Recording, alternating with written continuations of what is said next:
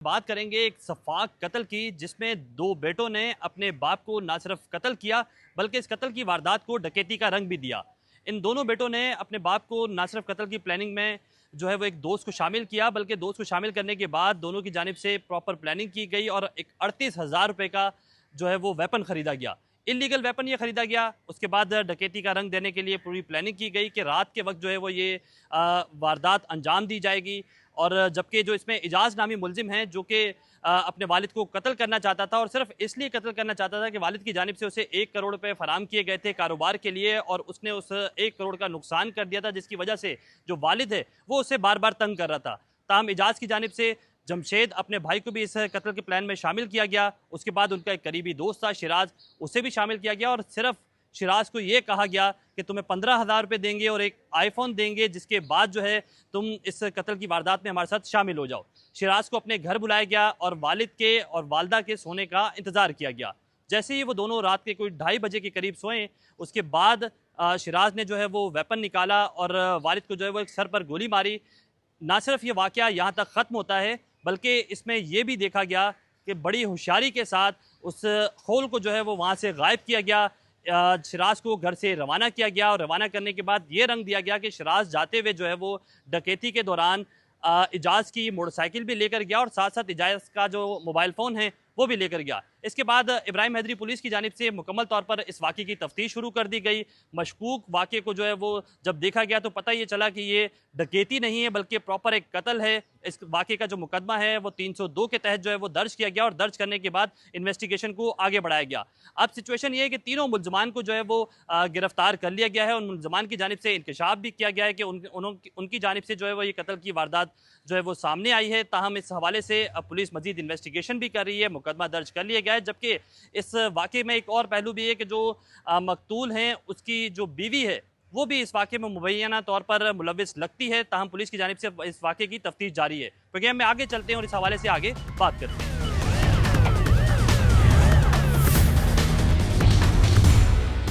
बिल्कुल, हमारे साथ इस वक्त मौजूद हैं एसएचओ इब्राहिम हैदरी अरशद अवान साहब। उनसे जानते हैं पूरे केस को आपने हल किया, डकैती का रंग दिया गया था, कब पता चला कि बेटे ही मुलविस हैं और बाकायदा तौर पर ये डकैती नहीं है बल्कि प्लान करके बाप को कत्ल किया गया है? ये इस तरह है ना कि जाए वकूआ एक ऐसा मकाम है जो पुलिस के लिए बहुत अहम होता है। जाए वकूए पर जब पुलिस ऑफिसर पहुंचता है तो वो अपनी आँखों से पूरा जायज़ा लेता है। इसी तरह कुछ इस केस में हुआ। हम जाए वकूए पर पहुँचे, जब हमने क्राइम सीन की टीम के साथ मुआयना मौका किया तो ज़ाहिर सी बात है, डकैत ने अगर गोली मारी होगी तो वो गोली मार के फ़रार होने की कोशिश करेगा। मगर हमें काफ़ी कोशिश के बाद भी जो है हमें वहाँ से खोल नहीं मिला। जब खोल नहीं मिला तो हमें ये यकीन होने लगा कि ये डकैती नहीं है, इसके पीछे कुछ और ही मर्रोकात हैं, जिस पे हमने तफ्तीश शुरू कर दी।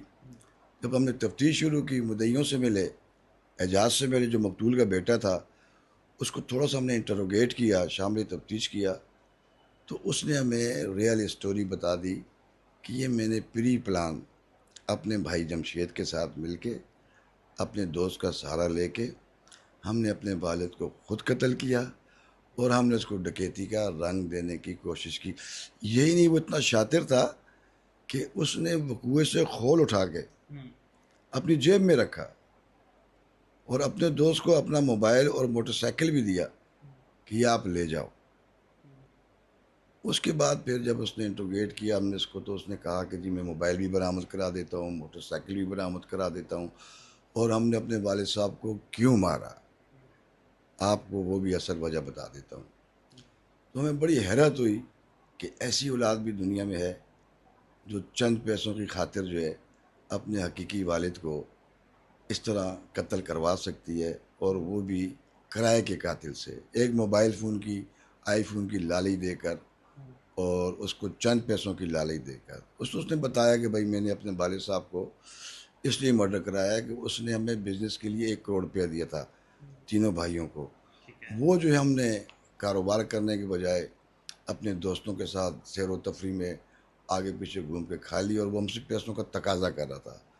उसने हमें मुतअद्दिद बार मारा पैसों की खातिर, और वो वजह बनी कि अब हमारा वालिद हमें नहीं छोड़ेगा। हमने फिर ये दोनों भाइयों ने मिलके कत्ल की साजिश की और उस साजिश को हमने पाया तकमील तक पहुँचाया। जब ये वारदात हुई घर के अंदर तो मकतूल की बीवी भी मौजूद थी।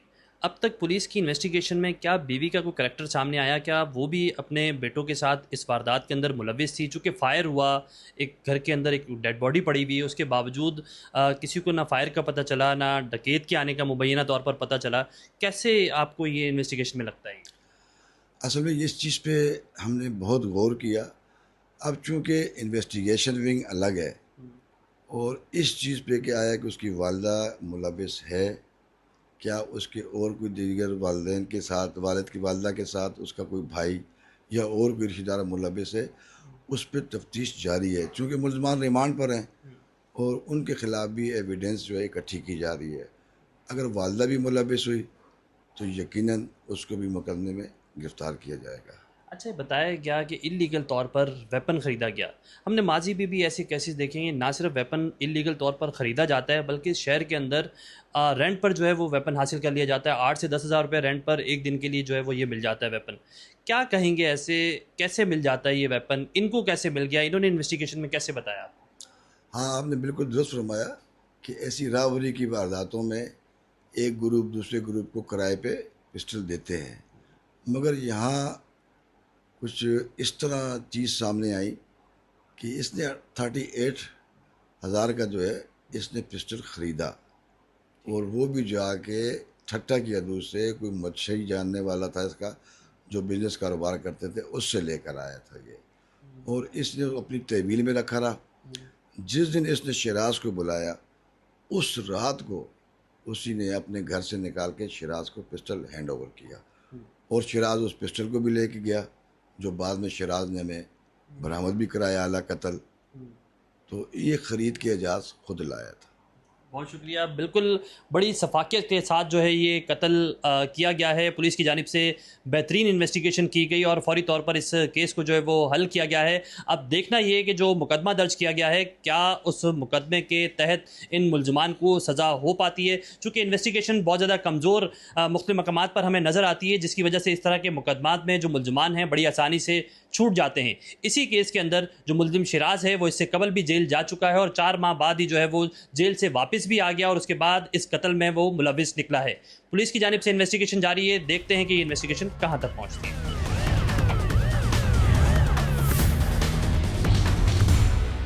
हम इस वक्त पहुंच चुके हैं इब्राहिम हैदरी थाने में और यहीं इस थाने का वकूआ है ये, और उसके बाद ना सिर्फ इन्वेस्टिगेशन पुलिस की जानिब से इसकी कार्रवाई की जा रही है बल्कि ऑपरेशनल पुलिस की जानिब से भी जो है वो कामयाब कार्रवाई की गई है। मुलजमान यहाँ मौजूद हैं। सबसे पहले हम बात करेंगे जो मरकजी मुलजिम हैं जिसने बाप के कत्ल का पूरा प्लान बनाया, और ये कैसे प्लान बनाया इसी से जानते हैं। क्या नाम है तुम्हारा? एजाज। इजाज़, क्या किया, कैसे किया, पूरी डिटेल बताना। जी सर, ऐसे मतलब इस वाक़े से 5-6 दिन पहले ये प्लान बनाया। फिर मैंने इससे बात करी, ये जो मेरे बराबर में शिराज, फिर ये मान गया। फिर मैं इसे लेके गया, इसने वारदात करी, फिर वहाँ से ये गायब हो गया। शिराज कौन है? शिराज ये मेरे बराबर में खड़ा हुआ है। तुम्हारा क्या लगता है? मेरा कुछ नहीं लगता। नहीं तो ये कैसे प्लान बनाया? और तुम्हें अपने वालिद को कत्ल करते हुए ज़रा भी जो तुम्हारे एहसास है वो नहीं जागे? उस टाइम पे नहीं जागे, अभी मिसाल के तौर पे अफसोस कर रहा हूँ। फिर ये प्लान किया कैसे? ये पहले भी किया था, फिर मेरे जहन से बात निकल गई थी साल पहले। फिर अचानक फिर मसले बढ़ने लगे, फिर मैंने इससे बात करी। ये पहले भी मेरे ख़्याल से जेल जा चुका था, मुझे यकीन था कि ये कर पाएगा। वजह क्या थी कि ये सब करने की? वेपन कहाँ से लिया? जो असला है वो कहाँ से लिया? शिराज को क्या लालच दी थी तुमने? शिराज को पैसों की लालच दी थी, इससे ज़रूरत थी पैसों की। और वेपन मैंने फैसल से लिया था, पठान है फैसल। ठीक है जी, उसी से लिया था। और ये पूरा ड्रामाई अंदाज में इसको डकैती का रंग देने का ये प्लान किसका था? ये भी मेरा ही था। ये कैसे प्लान किया? बस मैंने कहा ऐसे तरीके से काम करेंगे किसी को शक नहीं होगा। और जब ये सब कर लिया, पुलिस इन्वेस्टिगेशन के लिए पहुंची, फिर पुलिस को बेवकूफ़ बनाने के लिए क्या किया? जाए वकूआ से खोल गायब किया, कैसे किया? क्या ये सारा प्लान था? उसी टाइम पे मैंने होल जेब में डाल दिया, फिर वहाँ गांव से आने के बाद उसे बहा दिया वॉशरूम में। अच्छा है, हमारे साथ इसका भाई भी मौजूद है। आपका नाम क्या है, कितने बहन भाई हो, कैसे इसके साथ इस जुर्म के अंदर शरीक हुए तुम? मेरा नाम जमशेद है। हम लोग टोटल 7 बहन भाई है, 4 भाई है 3 बहनें। तो ये अब्बू के साथ होता था, अब्बू इससे लड़ता बहुत था। तो ये दुकान पे मुझे खाना देने आता था, इसको कभी रो रहा होता था, अब्बू ने मारा है ये वो। तो इसके ये मेरे को धमकी देता था कि मैं अब्बू को मार दूंगा, ये मतलब लड़ता था हमेशा ना। तो मैं भी इसको 2-3 चक्कर मैंने मना किया, फिर मैंने बोला जो करता है तू कर, मेरा कुछ नहीं है इसमें। फिर इसी तरह मैंने इसको इजाज़त दे दी। एक दिन इसने सीरियस में ये काम कर लिए। तो इसके लिए तुम्हें भी कोई पैसों का लालच दिया, या तुम्हें भी जो वालिद था वो मुख्तलिफ मकामात पर डांटता था? मेरे पास सर हर कुछ था, मेरे पास अपनी दुकान थी, मेरे पास अल्लाह का शुक्र है हर चीज़ था अपना। तो ये मोबाइल फ़ोन जो है ये तुमने ही छुपाया था? नहीं, मैंने तो कोई मोबाइल फ़ोन नहीं छुपाया। फिर रिकवर कहाँ से हुआ? तुम्हारी शॉप की पिछली साइड से नहीं रिकवर? वो इसने खुद छुपाया था सर। ये मुझे खाना देने आता था ना दोपहर में, खुद छुपाया था इसने। अच्छा, इस वारदात में जो मरकज़ी मुलजिम है वो शिराज भी है, जो इन दोनों भाइयों का करीबी दोस्त भी है। इससे जानते हैं कैसे ट्रैप किया गया, 15,000 रुपये लालच दिया गया, फ़ोन का लालच दिया गया, कैसे ये तमाम तर वारदात में तुम मुलविस हुए? मैं गया था समंदर पे, एजाज में वापसी आया समंदर, तो एजाज ने मेरे को बोला काम करना ही है। मैंने बोला मेरे को पैसों की ज़रूरत है। इसने बोला मैं दे दूँगा। मेरे को 15,000 रुपये बोला मैं दे दूँगा। फिर मेरे को रात को लेके गया, पिस्टल दिया मेरे को, घर में लेके गया, खुद गेट खुला हुआ था। फिर वहाँ पे खुद मेरे को बोला शूट कर दे, फिर मैंने शूट कर दिया। तो ये फायर तुमने ही किया या फिर इजाज़ ने पकड़ के तुमसे पिस्टल वो फायर किया गया? जी मैंने किया। और ख़ुद फायर किया था? और किस चीज़ के लिए 15,000 रुपये लालच दिया और उसके साथ फ़ोन का लालच दिया था? 15,000 और आईफोन दोनों नहीं मिले मेरे को। तो तुम्हें खौफ नहीं आया कि किसी के वालिद को तुम इस तरह कत्ल कर रहे हो, पुलिस से पकड़े जाओगे, कल को इन्वेस्टिगेशन होगी, दोबारा जेल जाओगे? इससे पहले जेल जा चुके हो, किस सिलसिले में गए हो? मैं वो अंजाम था, मेरा शादी हुआ हुआ जना का केस था वो। हाँ, वो पहले अंजाम था। कितने अरसे जेल रह चुके हो? और 4 महीना। और फिर वापस बाहर कैसे आए? जमानत पे। बिल्कुल, ये तीनों मुलजमान यहाँ मौजूद हैं। सफाकियत के साथ जो है वो ये कत्ल किया गया है। पुलिस की जानिब से अब भी इन्वेस्टिगेशन जारी है। ना सिर्फ दोनों बेटों ने मिलकर इस पूरे जो प्लान है इसको तरतीब दिया, बल्कि इनकी जानिब से ये भी इंकशाफ किया जा रहा है कि इससे पहले भी इस तरह का प्लान जो है वो ये तरतीब दे चुके हैं और मुख्तलिफ मकामात पर इन्होंने ये सोचा कि एक वेपन ख़रीदा जाए, बाकायदा जो है वो ये वेपन ख़रीदा गया। और इस शहर का ये अलमिया है कि यहाँ रेंट पर वेपन मिलता है और अगर आप इलीगल तौर पर भी अगर असला लेना चाहते हैं तो असला लिया जा सकता है। हमारी इस हवाले से additional IG Karachi, IG Sindh से भी बात हुई। उनकी जानिब से भी कहा जाता है कि शहर के अंदर इस तरह के वेपन जो है वो मौजूद हैं और उसके लिए पुलिस की जानिब से कार्रवाइयाँ की जा रही हैं। लेकिन साथ साथ इन मुलजमान की जानिब से ना सिर्फ वालिद को कत्ल किया गया, उसको ड्रामाई अंदाज में जो है वो डकैती का पूरा एक रंग दिया गया और रंग देने के बाद इस तमाम तर कार्रवाई को अमल में लाया गया है। एक क्वेश्चन इनसे और भी करेंगे, इस सारी वारदात के अंदर क्या आपकी वालदा भी मुलविस हैं? नहीं। तो जब ये फायर हुआ उसके बाद से वो वालदा को ना फायर की आवाज़ सुनी ना किराएदारों को आवाज़ सुनी, तो ये कैसे हो सकता है? वो अचानक उठी थी, फिर उसके बाद फिर मैं भी ऊपर गया था बस। तो इस वारदात के कुछ दिन बाद वालदा भी जो है वो फरार हो गई। किसने कहा है आपसे? मैं आपसे पूछ रहा हूँ। नहीं हुई थी, वो तो मैयत के साथ गाँव गई थी। बिल्कुल, पुलिस की जानिब से ये दावा किया जा रहा है कि ये पूरी फैमिली जो है वो इस वारदात के अंदर मुलविस है और ये जो मरकज़ी मुलजिम इजाज़ है ये इस वारदात के बाद बाकायदा बलूचिस्तान के रास्ते से कोयटा भी फ़रार हुआ और उसके बाद दोबारा पुलिस की जानिब से इस वाक़े को इन्वेस्टिगेट किया गया और जो मकतूल है उसके भाई की मुद्दत में जो है ये मुकदमा दर्ज किया और इन्वेस्टिगेशन अब भी जारी है। प्रोग्राम में आगे भी चलते हैं, SSP मलीर से भी इस हवाले से बात करेंगे और जानेंगे कि वो इस इन्वेस्टिगेशन को कैसे देखते हैं और इस मुकदमे का आखिर अंजाम क्या होगा।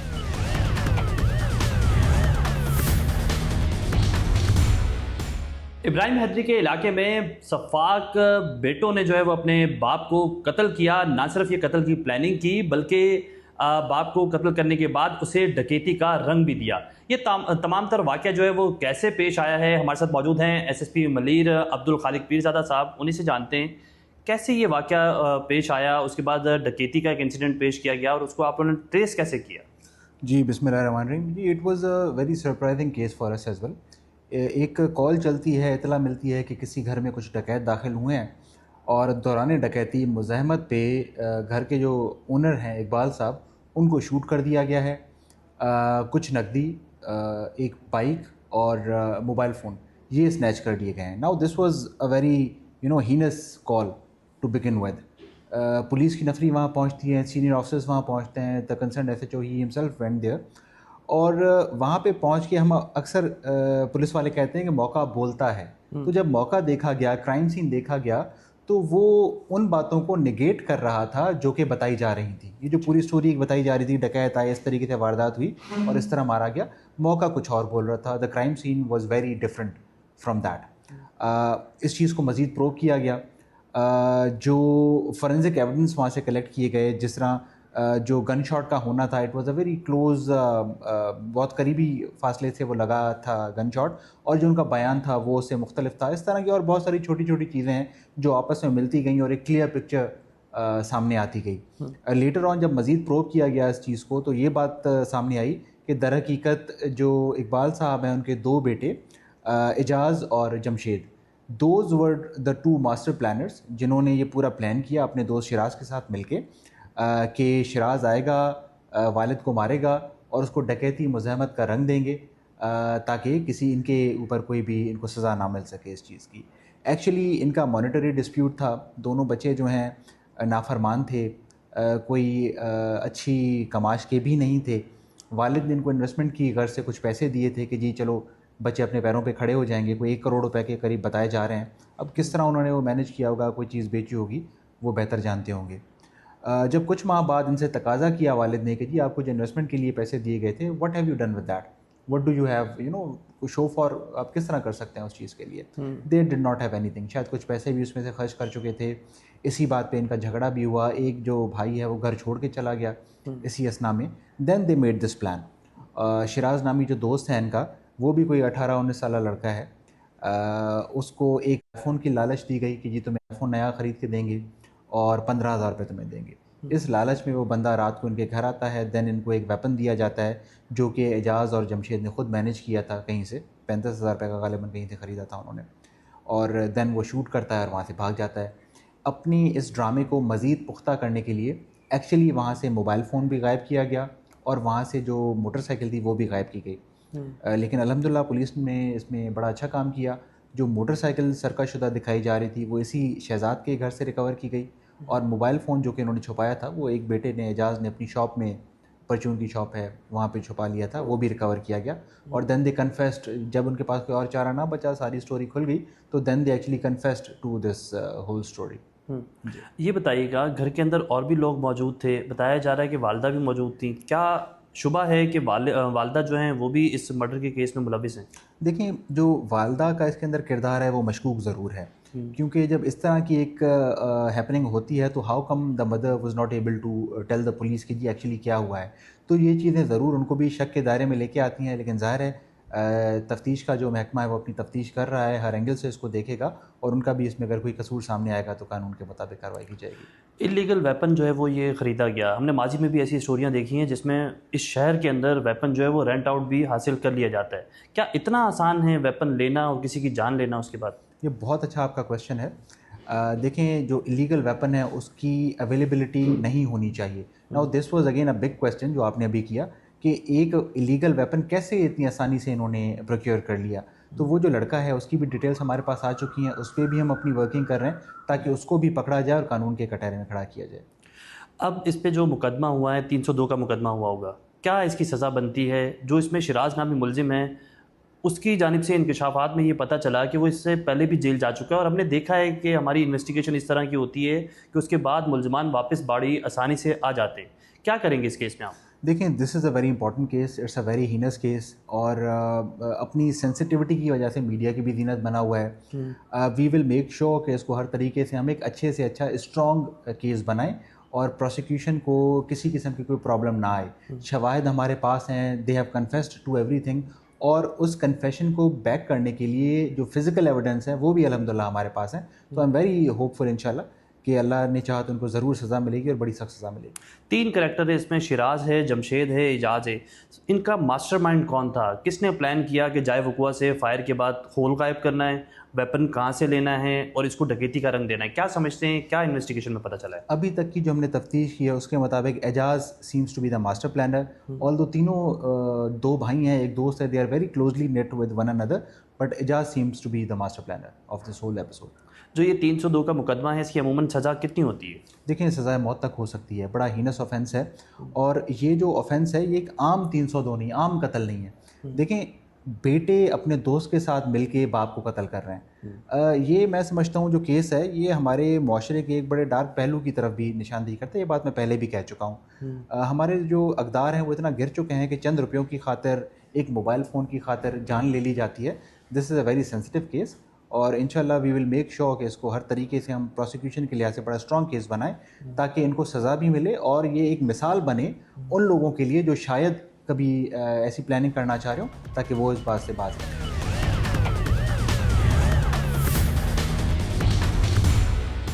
कत्ल की वारदात को डकैती का रंग दिया और ये डकैती का रंग देने वाले कोई और नहीं बल्कि अपने ही बेटे थे। दोनों बेटों की जानिब से प्लानिंग की गई और वालिद को कत्ल किया गया। शिराज नामी मुलजिम को शामिल किया गया। शिराज की जानिब से जो है वो ये कहा गया कि उसे जो है वो वेपन फराम किया जाएगा। वेपन फराम करने के बाद शिराज ने जो है वो फायर करके मकतूल को कत्ल किया और कत्ल करने के बाद इस पूरे मामले को डकैती का रंग दिया। पुलिस की जानिब से इस वाक़े की इन्वेस्टिगेशन शुरू की गई और तीनों मुलजमान को गिरफ्तार कर लिया गया है और इस वाक़े का मुकदमा भी दर्ज किया गया है। लेकिन अब देखना यह है कि इन्वेस्टिगेशन कहाँ तक पहुँचती है और इन मुलजमान को सज़ा हो भी पाती है या नहीं।